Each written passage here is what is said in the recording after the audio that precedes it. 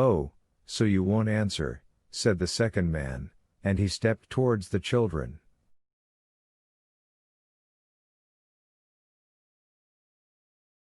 Tim bared his teeth, but the man didn't seem at all frightened of him. The man went to the door and flashed his torch inside the dungeon. He gave a long whistle of surprise. "Jake! Look here!" he said. "You were right. The gold's here all right.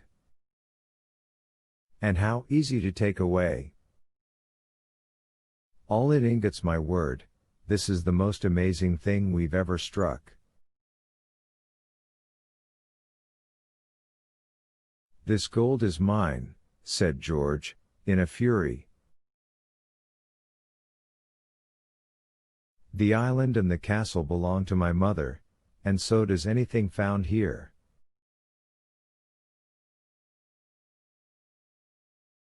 This gold was brought here and stored by my great-great-great-grandfather before his ship got wrecked.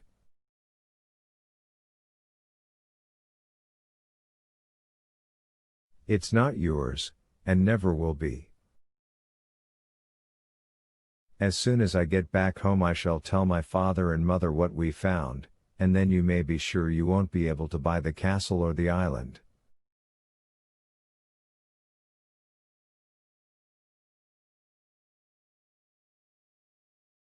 "You were very clever, finding out from the map in the old box about the gold, but just not clever enough for us.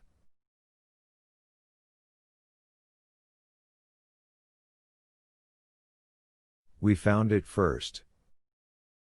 The men listened in silence to George's clear and angry voice. One of them laughed. "You're only a child," he said. "You surely don't think you can keep us from getting our way? We're going to buy this island, and everything in it, and we shall take the gold when the deeds are signed.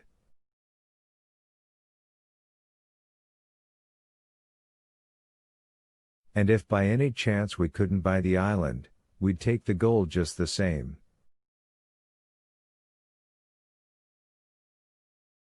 It would be easy enough to bring a ship here and transfer the ingots from here by boat to the ship.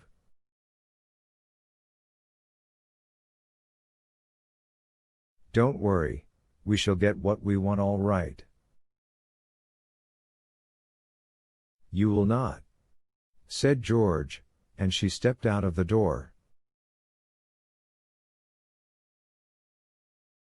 "I'm going straight home now, and I'll tell my father all you've said." "My dear little girl, you are not going home," said the first man, putting his hands on George and forcing her back into the dungeon.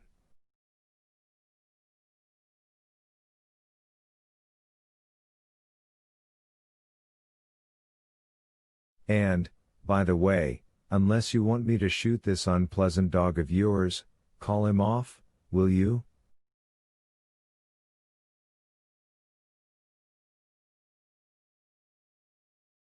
George saw, to her dismay, that the man had a shining revolver in his hand.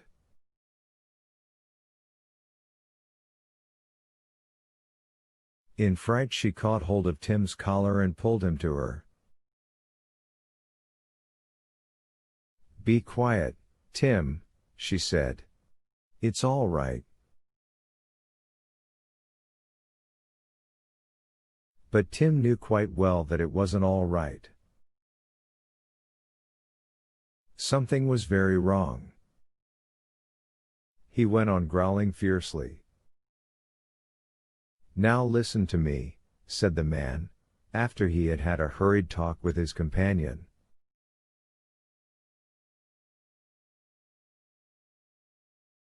"If you are going to be sensible, nothing unpleasant will happen to you. But if you want to be obstinate, you'll be very sorry. What we are going to do is this: we're going off in our motorboat, leaving you nicely locked up here, and we're going to get a ship and come back for the gold.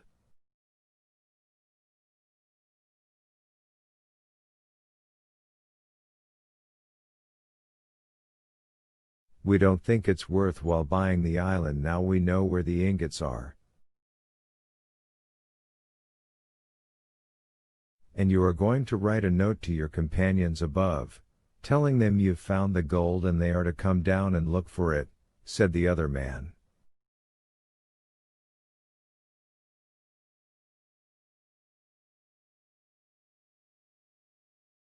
Then we shall lock up all of you in this dungeon, with the ingots to play with, leaving you food and drink till we come back.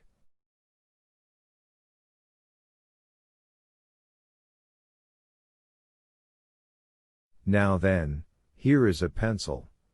Write a note to Dick and Ann, whoever they are, and send your dog up with it.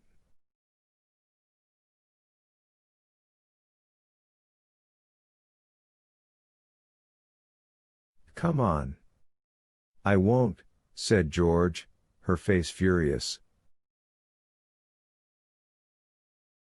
I won't. You can't make me do a thing like that. I won't get poor Dick and Ann down here to be made prisoners. And I won't let you have my gold, just when I've discovered it.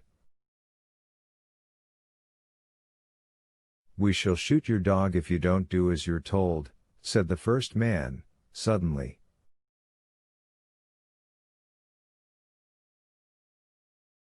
George's heart sank down and she felt cold and terrified. No, no, she said, in a low, desperate voice.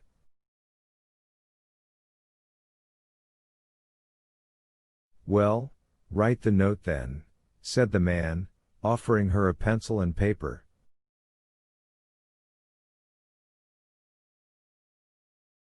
Go on. I'll tell you what to say. I can't, sobbed George.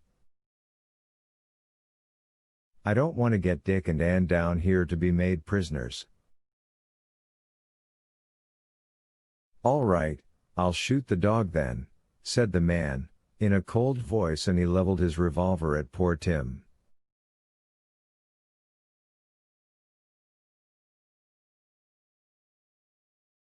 George threw her arms round her dog and gave a scream. No, no. I'll write the note.